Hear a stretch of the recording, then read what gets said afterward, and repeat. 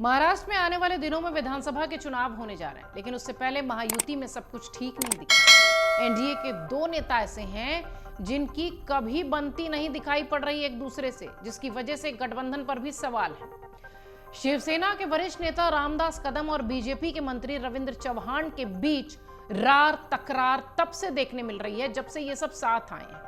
वहीं अब नौबत यहां तक आ गई है कि रामदास कदम ने मंत्री रविंद्र चौहान के इस्तीफे की मांग कर दी है। सवाल ये उठता है, क्या केंद्र सरकार इस तरह के डैमेज को कंट्रोल कर पाएगी? रामदास कदम ने रविंद्र चौहान के इस्तीफे की मांग क्यों की है? कौन है रामदास कदम? और महाराष्ट्र में इस साल होने वाले चुनाव से पहले ये महायुति के भीतर ये कैसी रार तकरार दिख रही है? दरअसल मामला कुछ ऐसा है कि मुख्यमंत्री एकनाथ शिंदे के करीबी माने जाने वाले रामदास कदम और शिंदे गुट के एक मजबूत नेता के रूप में ये हमेशा से दिखाई पड़ते हैं। दोनों नेताओं में विवाद इतना बढ़ गया कि रामदास कदम ने बीजेपी के मंत्री रविंद्र चौहान के इस्तीफे की मांग कर ली। आपको बता दें, बीजेपी के मंत्री रविंद्र चौहान महाराष्ट्र के पीडब्ल्यू विभाग के मंत्री हैं। पीडब्ल्यूडी उनके पास है। मुंबई गोवा हाईवे को लेकर रामदास कदम ने चौहान की आलोचना की। शिवसेना नेता रामदास कदम ने कहा कि रविंद्र चौहान काम करने में असफल रहे हैं। कितने सालों से मुंबई गोवा हाईवे का काम नहीं हो रहा, राज्य के लोगों को तकलीफ हो रही है और मंत्री रविंद्र चौहान निश्चिंत हैं। इसलिए मैं देवेंद्र फडणवीस से मांग करूंगा कि वो रविंद्र चौहान का इस्तीफा लें। शिवसेना और बीजेपी के बीच ये पहली बार नहीं हो रहा है। अगर आप देखिए तो ये विवाद कई रूपों में बहुत समय से दिखाई पड़ता रहा है। इस पूरे मामले पर रविंद्र चौहान ने कहा, रामदास कदम एक वरिष्ठ नेता हैं और इस तरह की भाषा उनको शोभा नहीं देती। महायुति का धर्म निभाने का पूरा ठेका हमने ही नहीं ले रखा है।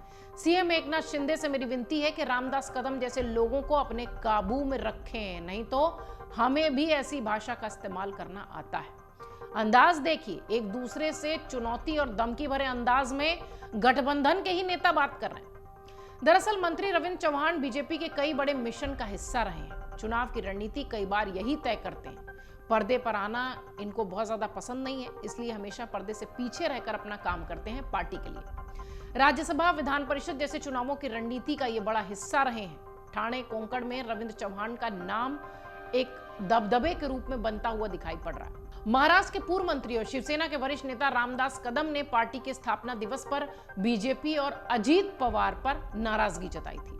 रामदास कदम ने खुले मंच पर भाषण करते वक्त एकनाथ शिंदे को हाथ जोड़कर विनती की कि अगली बार मोदी शाह के पास उनको लेकर जाएं, क्योंकि लोकसभा चुनाव में शिंदे गुट को देरी से सीट मिलने के कारण कई जगहों पर नुकसान हुआ। रामदास कदम ने इसका जिम्मेदार बीजेपी को ठहराया और साथ ही साथ ये भी कहा कि अजीत पवार थोड़ी और देरी से सत्ता में आते तो कहीं ज्यादा अच्छा होता।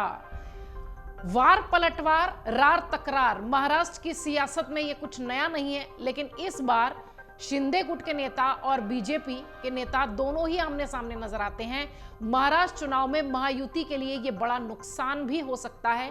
लोकसभा चुनाव के परिणाम जिस तरह से आए थे, महायुति को बहुत मजबूती से चुनाव लड़ना है विधानसभा का, लेकिन इस वक्त भीतर ही आपसी रार तकरार दिखाई पड़ रही है, जो कि वोटर्स पर भी गलत इंपैक्ट डालती है और सियासी गलियारों में इसका फायदा भी बखूबी उठाया जा सकता है। बिल्कुल ठीक, हम बात कर रहे हैं विपक्ष की, महाविकास अघाड़ी की, जो इस तरह के तनाव को, इस तरह की रार तकरार को जनता के बीच में मुद्दा बनाकर भी डाल सकती है, इसका फायदा ले सकती है। इसलिए महायुति को बहुत सोच समझ कर आगे बढ़ना है, खासतौर से तब जबकि साल चुनावी है और लोकसभा चुनाव का परिणाम उनके लिए बहुत पक्ष में नहीं आया है।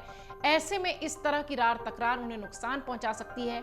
ये डैमेज क्या कंट्रोल हो पाएगा केंद्र की तरफ से, या यूं कहें कि आला कमान नेताओं की तरफ से, क्योंकि मौसम चुनावी है और बहुत जल्दी इस तरह की रार तकरार को खत्म करना होगा, नहीं तो इसका बड़ा नुकसान हो सकता है। देखना यह है, महाराष्ट्र जो कि बिहार की तरह ही साल भर चर्चा में रहता है अपनी पॉलिटिकल उथल पुथल को लेकर, वो चुनाव से पहले इस तरह की रार तकरार से कैसे निपटेगा। अगर आप ये वीडियो YouTube पर देख रहे हैं तो हमारे चैनल को सब्सक्राइब करें और बेल आइकन को दबाना ना भूलें। अगर आप Facebook पर ये वीडियो देख रहे हैं तो हमारे पेज को लाइक करें।